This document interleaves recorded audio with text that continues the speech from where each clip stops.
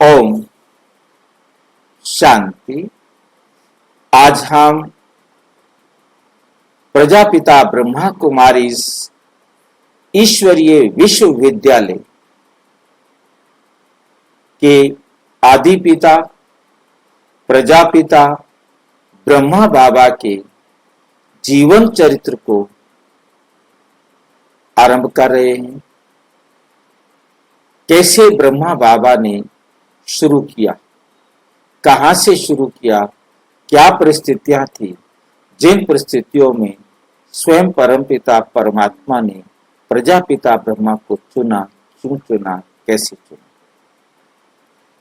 इसके लिए आज हम सबसे पहले चलेंगे उस वातावरण में, उस प्रदेश में जहां पर ब्रह्मा बाबा बने, दादा लेखराज बाबा बने। उस जगह पर हम चलेंगे, वहां का क्या वातावरण था, क्या परिस्थितियां थी। सिंध समुदाय पतन की ओर अग्रसर, संस्कृति की भूली हुई कहानी हम रिवाइज करने जा रहे हैं। उस कहानी को पढ़ेंगे, उस कहानी को सुनेंगे, उस कहानी को जानेंगे जो भूली हुई है कहानी, लोगों के दिमाग में नहीं है। क्या था जो शिव बाबा को आना पड़ा, दादा लेखराज के तन को चुनना पड़ा और उनके द्वारा ये ज्ञान देना पड़ा। वह क्या वातावरण था, उस समय के वातावरण को हम जानेंगे।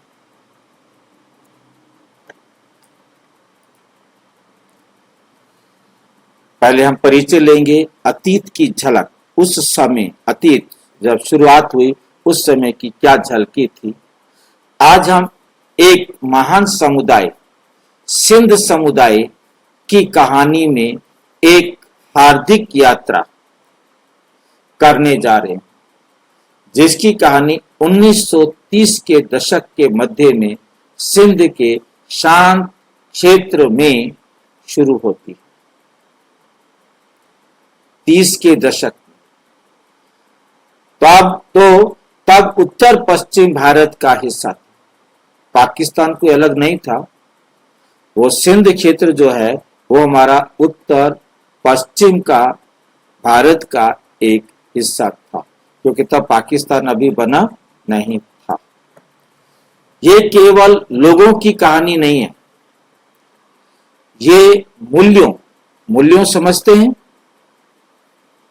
नैतिक मूल्य, चारित्रिक मूल्य, जिससे उस समाज की वैल्यू को जाना जाता है, मूल्य को जाना जाता है कि वो समाज कितना श्रेष्ठ था, किस अवस्था में था समाज, उसको कहा जाता है मूल्यों।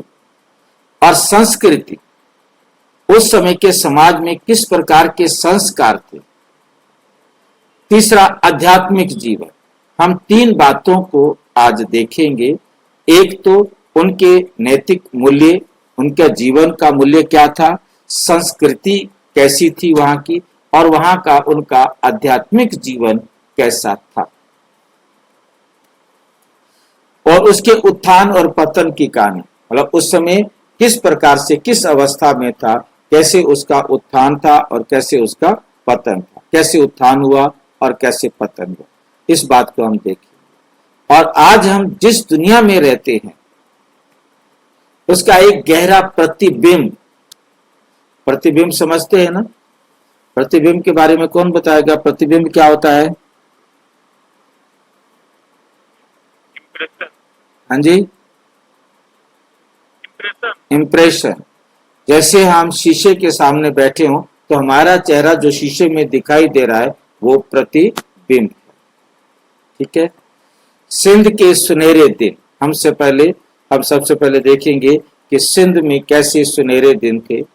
एक समय था, सिंधी जीवन शैली पवित्रता और भक्ति का एक सुंदर मिश्रण था।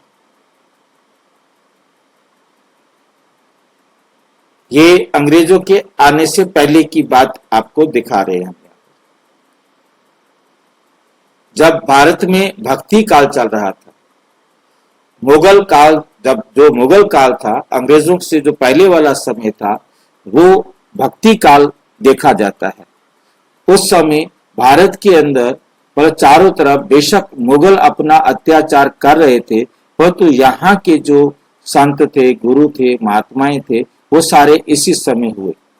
अब से मतलब समझ लो कि 200 साल से पहले 300 साल तक, मतलब 500 साल तक, अब से 500 साल पहले से लेकर के 300 साल तक जो ना एक भक्ति की लहर भारत के अंदर चल रही थी। तो उस समय जो ये भी भारत ही था, तो उस समय वहां भी एक चारों तरफ सिंध जो प्रांत था या सिंधी जो लोग थे, उनके अंदर जीवन शैली बड़ी पवित्रता वाली थी, भक्ति का एक सुंदर मिश्रण था, मतलब एक जीवन शैली उनकी बहुत अच्छी थी। उनका भोजन सात्विक, ताजा, शाकाहार और प्यार से तैयार किया जाता।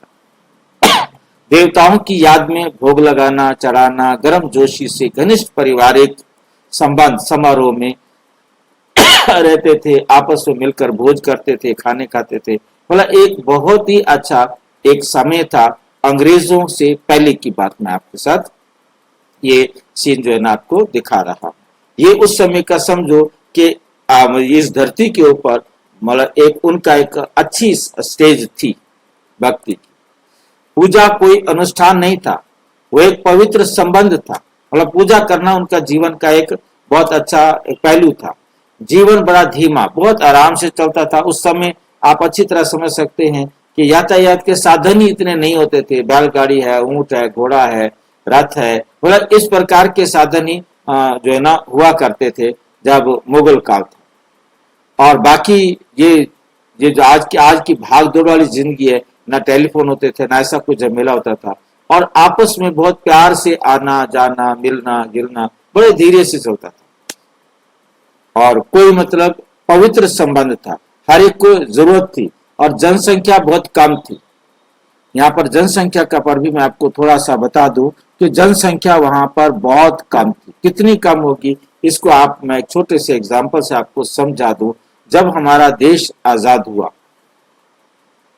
1947 में, हमारे देश की जनसंख्या 30 करोड़ थी। 30 करोड़ 30 करोड़ भारत की जनसंख्या थी, जिसमें से पाकिस्तान निकाल दो, बांग्लादेश निकाल दो, दूसरे जो भी निकल गए। जो अंग्रेजों के टाइम में भारत था, उस समय भारत की जनसंख्या थी जब अब से मतलब 120 साल पहले 1901 के अंदर केवल 20 करोड़, केवल 20 करोड़ थी, जिसमें पाकिस्तान भी था, बांग्लादेश भी था, उस समय बर्मा भी, मतलब जो हिस्सा उस समय अंग्रेजों के अधीन था। अंग्रेजों ने 1901 में जनगणना की थी, तो जनगणना थी केवल 20 करोड़। जी अभी कितना है भारत में? अभी तो एक अरब लगभग 40 करोड़ के करीब है। बाकी जनगणना हुई नहीं है, 21 में होती तो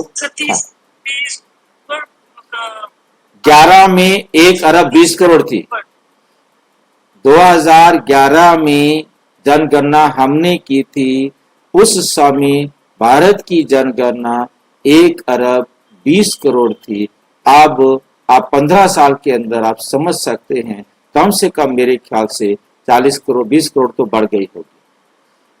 और मैं और एग्जांपल दूं आपको कि हमने 2001 में जनगणना की थी, तो हमारे भारत की जनसंख्या 100 करोड़ थी। जो जनगणना हमने किया, हमने अपने हाथों से जनगणना की, तो उस समय भारत की जनसंख्या 1 अरब थी, 100 करोड़ थी, और 2011 में 1 अरब 20 करोड़ थी, और 1950 में हमारी जनसंख्या 33 करोड़ थी, 1947 में 30 करोड़ थी, और 1901 में आप सोचिए 20 करोड़ थी। 100 साल के अंदर 1 अरब हो गई थी, और उसमें से वो पाकिस्तान भी निकाल दो, बांग्लादेश भी निकाल दो, दूसरे देश भी निकाल दो। अब आप समझ लो 100 करोड़, अच्छा, मतलब हम 2001 में 100 करोड़ हो गए थे भारत। ठीक है, अब आप सोच सकते हैं कि जब 1901 में 20 करोड़ थे तो 500 साल में 1 अरब हुए, तो 1901 से 300 साल पहले कितनी जनसंख्या रही होगी, ये आप अपने दिमाग में बैठकर सोचते रहना। इसको ज्यादा दिमाग लगाने की जरूरत नहीं, बहुत थोड़ी जनसंख्या थी। बहुत कम थी। हाँ, मतलब मेरा, आप इसको समझ गए होंगे, बहुत ज्यादा विस्तार में जाने की जरूरत नहीं है। तो पवित्र संबंध था, तो थोड़े लोग होते तो उनमें प्यार भी बहुत होता है ना।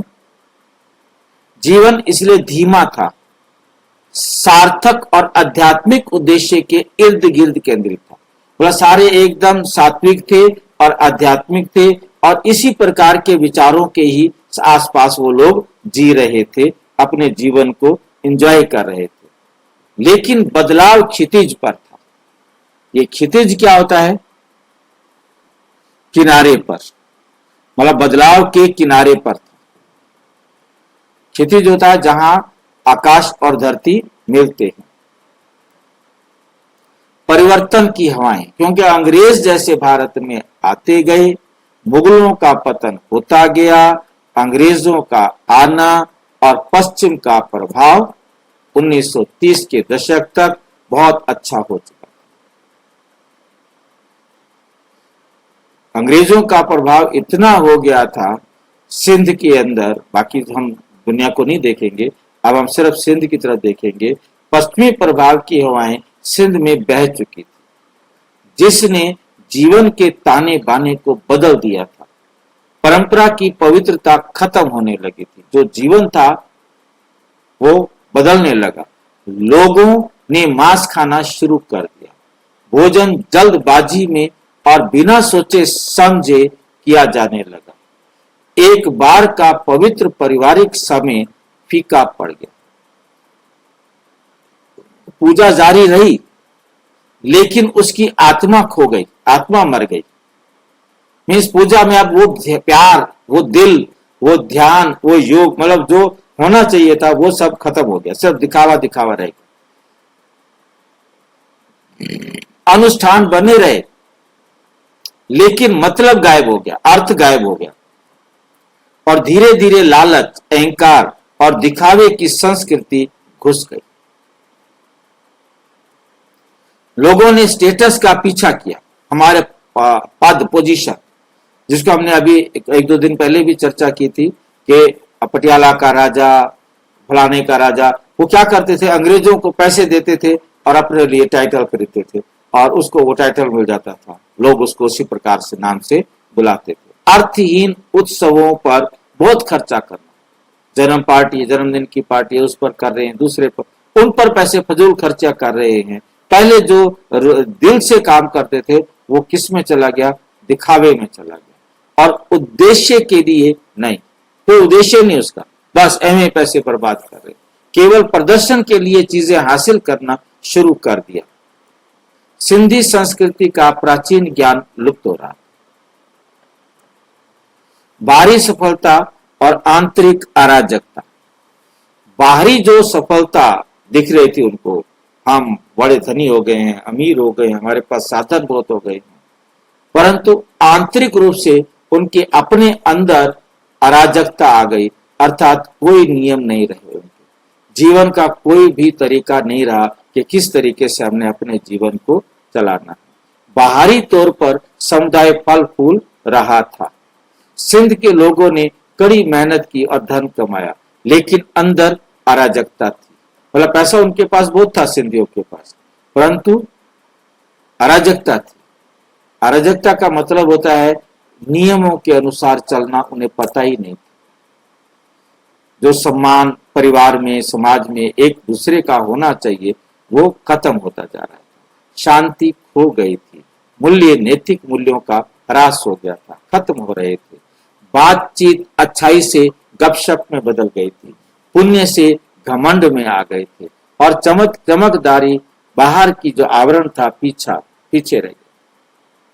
पीछे आध्यात्मिक अंधकार बढ़ रहा, आगे से तो बाहरी चमक दिखाई दे रही थी, और अंदर जो है आध्यात्मिक रूप से अंधकार बढ़ता ही जा रहा था। नेता कहाँ थे? लोगों को वापस लाने के लिए कौन था? कौन उनको वापस अपनी उस संस्कृति में ला सकता? कोई नहीं था। राजनेता नहीं जो सत्ता के खेल में व्यस्त थे। मतलब वो अंग्रेजों के साथ मिलकर उल्टे धंधे में फंसे हुए थे, उल्टे काम कर रहे थे।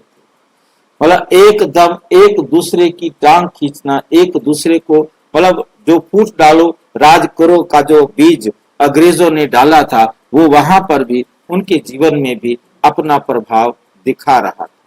मतलब प्यार खत्म हो गया था, बिरादरी का, संबंध का, एकदम मतलब जो है ना दिखावे में इतना आ गया, क्योंकि विदेशों में अंग्रेजों वहां इंग्लैंड में जा करके पढ़ना, इंग्लैंड से वहां से सीख करके आना, अब वहां जो कुछ के उल्टा सुल्टा सीख के आए उसको आकर के इन्होंने यहाँ पर परिवार में दिखाना शुरू किया। उनके जो व्यवहार था उसी प्रकार से बदल गया। ब्रिटिश शासक नहीं, जिन्होंने उत्थान की बजाय शोषण किया। मतलब ब्रिटिश शासक भी सुधार नहीं कर सकते थे, उन्होंने तो क्या उत्थान करना था, उन्होंने तो यहाँ का शोषण ही किया। यहाँ तक कि समाज सुधारक भी नहीं, जो राजनीतिक स्वतंत्रता चाहते थे, लेकिन उनके पास नैतिक पतन का कोई समाधान नहीं, मतलब कोई भी उनको संभालने वाला नहीं था। ना कोई समाज सुधारक था, ना कोई बात थी। सारे दिन प्रतिदिन चरित्र वाइज गिरते ही चले जा रहे थे। और धार्मिक नेताओं के बारे में क्या दुख की बात है कि पुजारी, पंडित और उपदेशक केवल प्रदर्शनकारी बन गए, बिना समझे शास्त्रों का पाठ करना। मतलब संस्कृत में बोले जा रहे हैं, उनको पता नहीं हम क्या बोल रहे, बस दिखावा जो है ना पूरा हो रहा था। उपदेशक केवल प्रदर्शनकारी बन गए, उपदेश करने वाले अंदर खोखले, अंदर धारणा किसी के पास भी नहीं है। बिना समझे शास्त्रों का पाठ करना, दान लेना और कुछ मामलों में खुद को भगवान होने का दावा, हम ही भगवान, और गुरु गोसाई बैठ करके अपने आप को ही भगवान बनाकर बैठे हुए।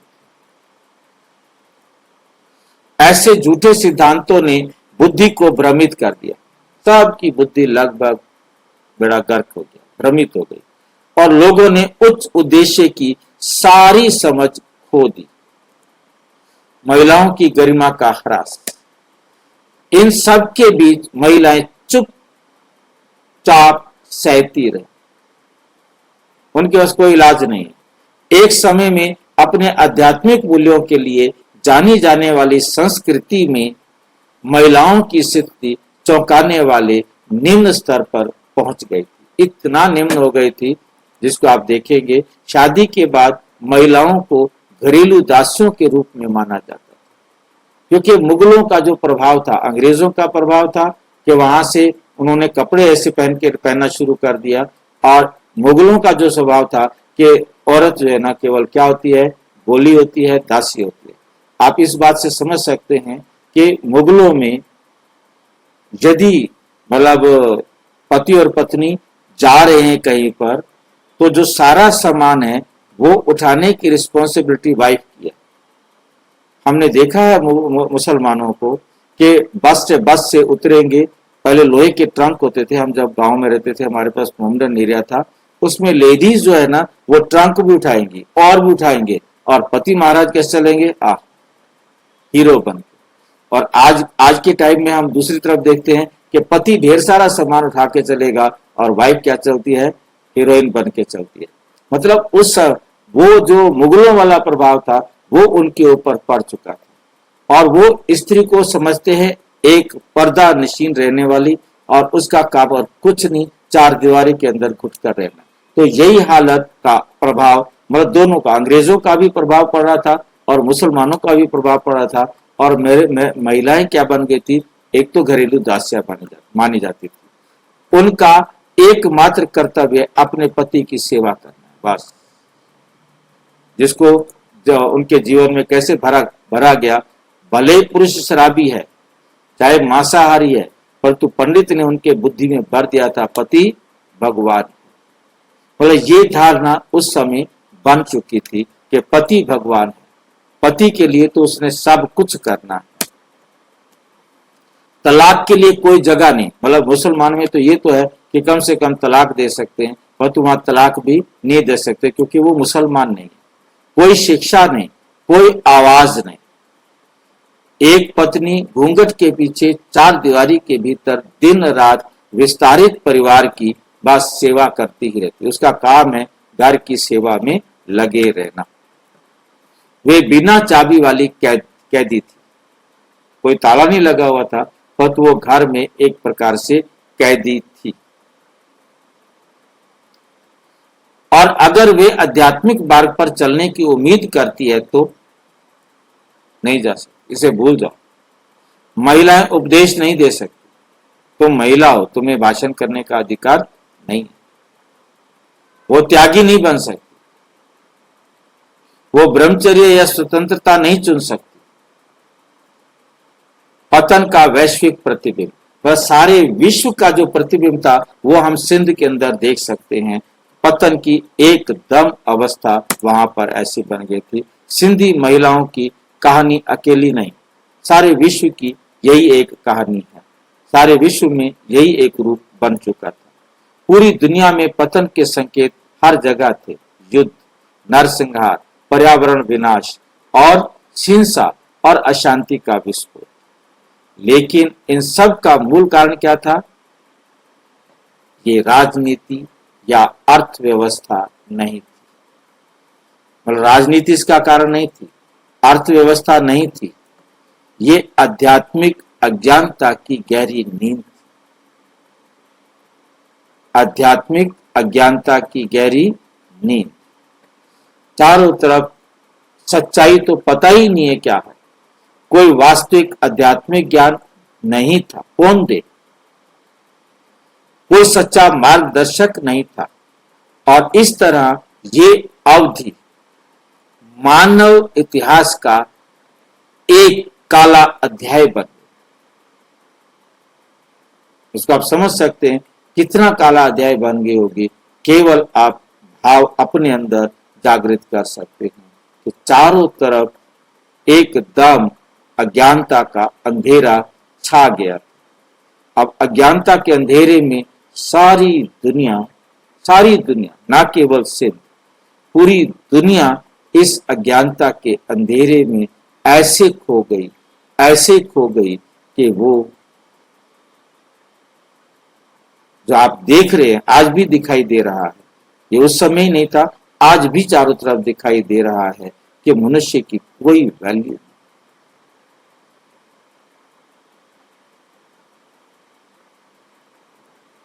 निर्णायक मोड़ का इंतजार था, इंतजार कि कोई ऐसा समय आए जो परिवर्तन हो। लेकिन हर रात की एक सुबह होती है, घोर अंधेरी रात के बाद सवेरा जरूर होता है। सिंध समुदाय का एक पतन अंत नहीं था, पतन था, अंत नहीं था। ये एक आध्यात्मिक जागृति की शुरुआत थी जो इसी अंधकार से उभरेगी। और कहानी का वे हिस्सा किसी और दिन के लिए।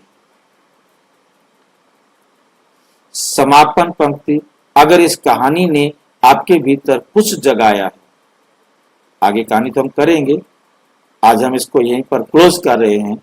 इसको क्लोज करते हुए आज का विषय हम समझने का प्रयास करेंगे। अगर इस कहानी ने आपके भीतर कुछ जगाया है, हम कहां से आए हैं और हम कहां जा रहे हैं, तो बने रहिए। हम रोज एक नेक्स्ट पार्ट को लेकर के आएंगे। और क्योंकि अतीत में वर्तमान के लिए सबक है और सच, सबक भी है, सच भी है।